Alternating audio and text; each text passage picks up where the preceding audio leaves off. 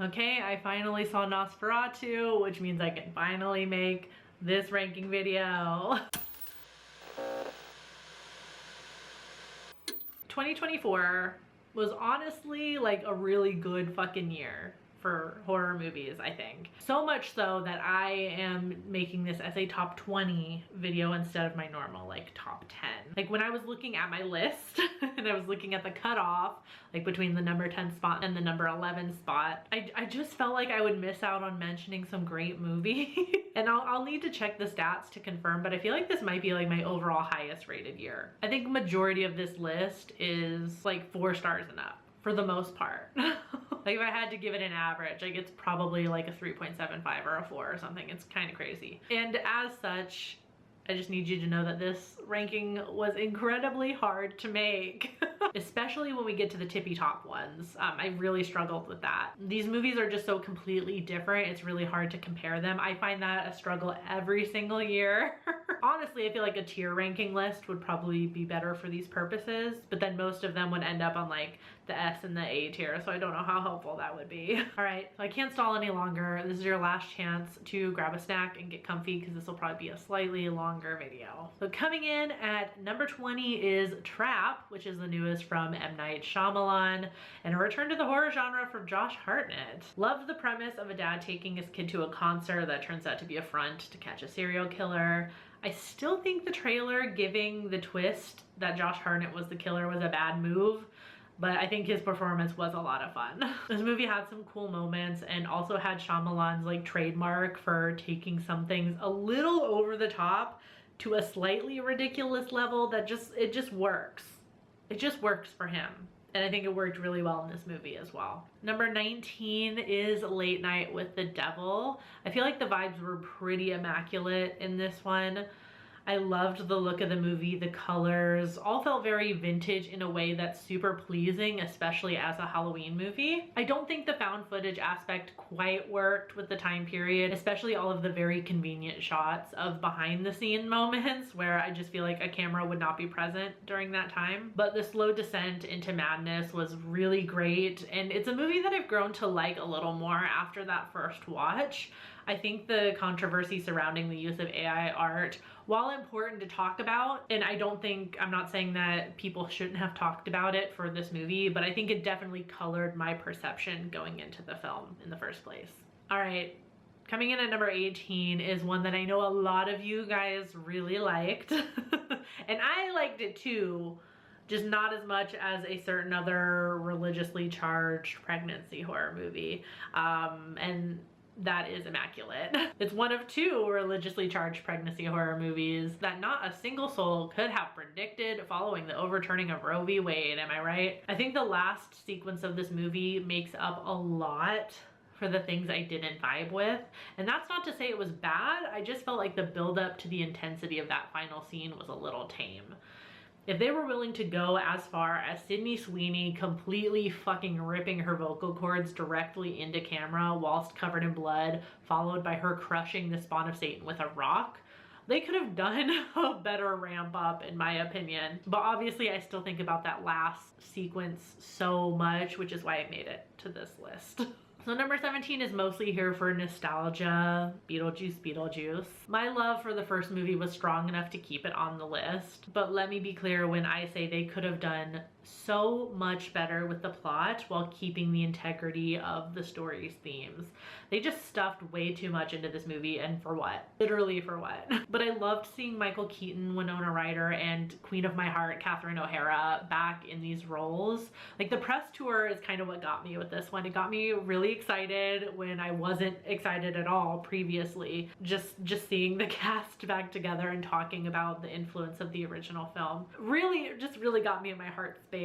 And yeah, that was the best part of this movie, was seeing them together again in these roles. Okay, number 16 for me is Odity. This was one I watched sort of recently just to like catch up with 2024 horror movies that I kind of missed when they originally came out. I liked the premise. It was different to what the trailers made it out to be, I think, like slightly anyway. It was super creepy though. The house, like all of those people were crazy for wanting to live there, to be honest.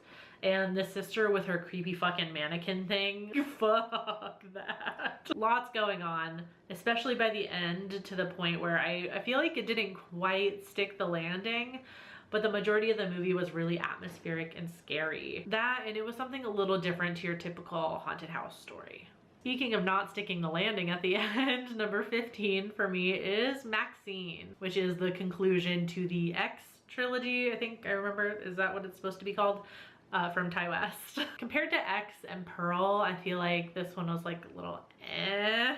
At least where it concerns the whole plot of like Maxine's father, like that whole bit. Luckily, there were so many other iconic moments that still made this completely worthwhile. Like that whole alleyway scene with the Buster Keaton guy, Maxine just completely rocking Kevin Bacon's shit with some card keys. Completely and utterly iconic. Loved seeing Maxine's ambition and self-awareness manifest in this way in the movie. And I enjoyed the trilogy as a whole, and I still like this movie. Obviously, it's just my least favorite of the three. Number 14 is Cuckoo, which is the surprise creature feature hit from earlier this year. Like, what a bonkers movie, but in the best way. It was weird in the truest sense of the word and really fucking scary. Like the creature, monster, or whatever you want to call it. So scary. Faced with one, I would have pissed my pants and then died immediately of fright. Such a freaky little movie that ended up surprising me by how much I ended up liking it. And the cast was awesome, of course. I hope this is the start of Hunter Schafer in more horror movies.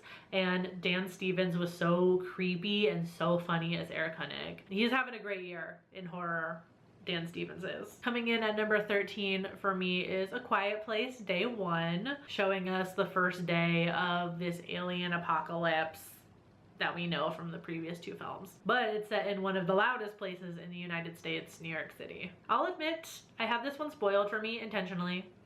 I just needed to know if the cat was gonna be okay. Luckily, he makes it, so I was able to comfortably go see the movie. But this surprisingly had a lot of heart. Like the bit of characterization the trailer hid, that Lupita Nyong'o's character is terminal, really changed the story in a great way, and I'm so glad they kept that bit a secret. And as soon as that reveal hits, I know where this movie is going to end. I kind of had a feeling I was gonna cry by the end, and cry I did. I might be the only person that was crying in that theater. I don't know if anybody else did. Did anybody else cry watching the end of that movie? Because I did. All right, number 12 for me is Tiger Stripes, which technically like premiered at festivals in 2023, but it made its like wider streaming release in 2024, so I'm going to include it here. This is a darkly funny fairy tale of sorts about a girl who hits puberty and it turns her into a monster. It's rare to get like a true period horror movie that captures the utter discomfort of getting your first period and starting puberty and like starting to go through these changes while everyone in your life witnesses it. And especially being the only one like in your friend group, in your age group, like the first person to do it. That's a special kind of being perceived that this movie really captures well. And I loved how it showed this discomfort in an ultimately empowering way rather than it just being like girls are monsters once they hit puberty, like full stop kind of movie. It's definitely a movie that's unlike any other on this list. In the number 11 spot for me is Your Monster, which is like the most charming horror comedy musical ever. And I know damn well the people at Spyglass fucking pissed when they watched this movie. Seeing Melissa Barrera in this, she's a vision. Obviously so gorgeous. She does crazy and like the heightened emotions so well, and like so incredibly funny. Incredibly funny. Such a well-rounded movie. There's humor, there's heart, there's a little bit of spice, and there's a show-stopping musical number at the end that had my jaw on the fucking floor. It's so well done. I wish it had gotten a longer theater run when it came out, because I feel like a lot of people may have missed this one. I feel like we didn't talk about it for long enough either. Like we kind of just skipped over this release. So I hope more people will get to watch this in the next year, hopefully. All right, we made it halfway. Can you imagine me making a video without mentioning some of those movies? I couldn't either, which is why we're doing top 20. But coming in at the number 10 spot for me is Eczema, which is the South Korean folk horror movie about a family of shamans that bite off a little more than they can chew when trying to help rid their family of a haunting. This was such a fun take on folk horror tropes. I love how instead of the like inexperienced city folk, we got very experienced shamans who still ended up in over their heads. Like, it raised the stakes and made the movie so much scarier. And this was the kind of demon that was old and angry and really, really frightening. And like any good folk horror, it addresses some very real conflicts in history. Specifically in the case of this movie, it was tensions between South Korea and Japan after the Japanese occupation. Altogether, really well done horror movie in the vein of like The Wailing. All right, number 9 on my list is Abigail, which is a surprise to me. When I watched this for the first time, I'd gone to the theater by myself, which is not unusual. I do that a lot. But the theater crowd also wasn't really the best. Nobody was really reacting to anything, and I kind of wasn't impressed by the movie. But then rewatching it with a group of friends, much better crowd, so much fun. This is the one that needs to be watched with a group. The ridiculousness of this little ballerina girl vampire is insane, but so much fun with the right crowd and the right atmosphere. And the cast was iconic AF. Melissa Barrera, again, making Spyglass regret everything they ever did to her. Catherine Newton, who is also having a great year in horror. And Dan Stevens, again, playing an icon. His character in particular was making me laugh so hard my sides hurt in this movie. Definitely a great example of how atmosphere can affect your viewing experience. If I had just left this movie at one watch, that first watch in theaters, it would not be in this video right now. Then at number 8, we have Alien Romulus, serving as a kind of like in-between sequel between Alien and Aliens. This movie also wins the What the Fuck Was That award, presented by yours truly. I was having enough fun with this, with like the whole hive of xenomorphs, which was super scary. Like, one has proven tough enough to beat in this franchise, let alone multiple. But that hybrid thing at the end, good gods, I was terrified.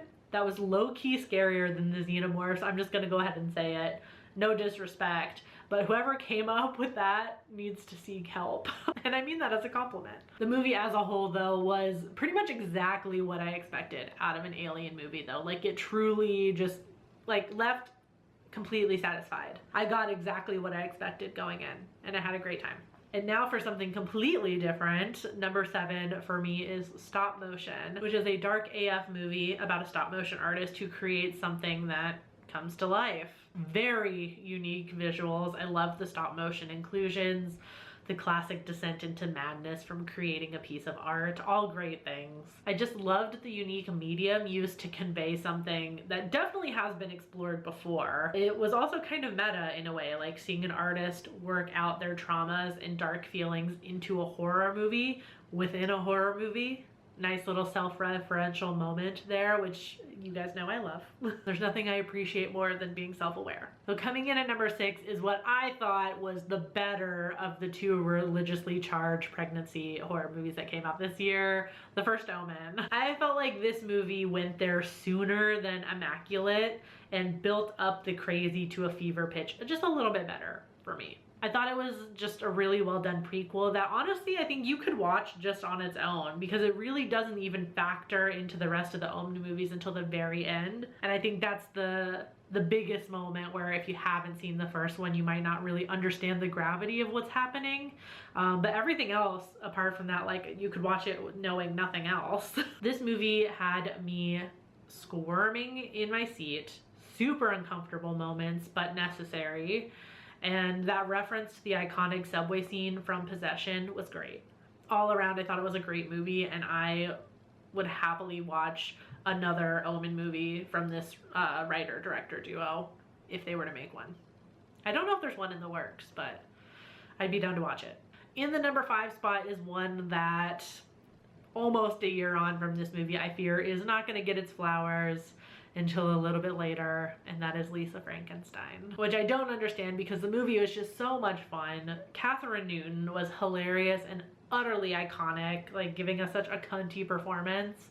Fucking loved it. And I have not stopped thinking about this movie since I saw it in theaters twice. So good, so good. I want to do a deep dive on this movie so badly. I don't know if anyone's gonna be interested in it because I feel like, kind of like your monster, like we moved on from this one really quickly. Like it happened and then we just forgot about it and moved on to other things. And I'm like, but wait, Lisa Frankenstein. But maybe that's just me. I don't know. Maybe I'm the only one that really, really loved it. Okay, so these last four, they're all really number one.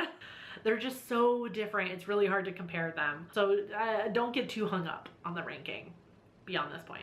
So number 4 is I Saw the TV Glow because it was just so completely and totally heart-wrenching. I love it when a movie just reaches right into my chest, rips my heart out, stomps on it, throws it in the dirt, and then puts it in backwards. Such a beautiful and dark movie about living authentically as yourself and the horrors of trying to thrive as someone you're not. And that's just the beauty of the plot being relatable on a queer level, like on the most general queer level. But the allegory to transitioning or not transitioning and potentially living out your life without having transitioned, just wow. Honestly, what a movie. This is what cinema is all about, people. And yes, I do know that I'm preaching to the choir saying that here. All right, coming in at number 3 is Longlegs, which is the surprise, like, blockbuster theater hit from Osgood Perkins. This was the first time in a long time I went to go see a horror movie like this, like the more like art housey, indie kind of style horror movies with this packed of a theater and tons of packed theaters, like trying to find a time to go where me and my friends could all sit together was a task, and normally it's not. I expect it when I go to see stuff like Beetle Juice or Alien Romulus, but not something like this. And honestly, I'm happy for horror movies this year. Like, good for them. But what a dark movie. Very Silence of the Lambs, super scary in a realistic way with just a touch of the supernatural. Like, oh, what a great combination, honestly. It was like perfectly balanced. And while some found Nicolas Cage's performance as Longlegs funny, I found him utterly terrifying and so in his element. Like, honestly, an iconic performance. Definitely iconic performance. Can't stop thinking about him as Longlegs either. Okay, so I went back and forth with this one a lot, but I think number 2 is gonna have to be Nosferatu. Nosferatu at number 2. I just posted my full thoughts on this movie, so I'll link it above. I'll try to keep this section a little bit short since I talked at length about Nosferatu in another video. But man, what a gorgeous, gorgeous movie. Incredibly scary and cold and desolate and everything I wanted from a wintry gothic vampire movie. I think this is almost the perfect horror movie, honestly. Like, it's so, so good. I struggled with its exact placement in my ranking, but it immediately went into the top 3 range as soon as the credits started rolling. Like, the first thing I did when the lights came up was pull up my phone and open Letterboxd. So that leaves The Substance as my number 1 horror movie of the year. And you know what? I stand by it. I think this and Nosferatu are gonna top a lot of year-end horror rankings. But The Substance to me was like a little bit more of a sleeper hit. I've gotten so good at avoiding trailers and ads for movies on social media that I don't know if the algorithm is really showing them to me, so my view on this could be skewed. But I feel like I didn't really start seeing any marketing or anything for The Substance until almost right before it came out. And so it felt like I saw a trailer for it and then like a month later it was out in theaters. And everyone was flocking to see this movie to see what was up. Like, but such an incredible ride about body image and beauty standards for older women especially and feminine presenting people. But Coralie Farjat just took these themes to entirely new heights with this intense body horror angle. Just incredible. Absolutely incredible. So that's it. That's the ranking. Again, an incredible year for horror movies. Despite how anybody ranks anything, I think we can agree like the horror genre wins this year for sure. I'm excited to see your guys' list, like what made the top of your list this year. And as this is the last video of the year, I wanted to thank you guys for watching me. I appreciate that so much. That's weird to me still, even 10 years into YouTube. And I will see you next year with more horror content. Until then, stay strange. Bye.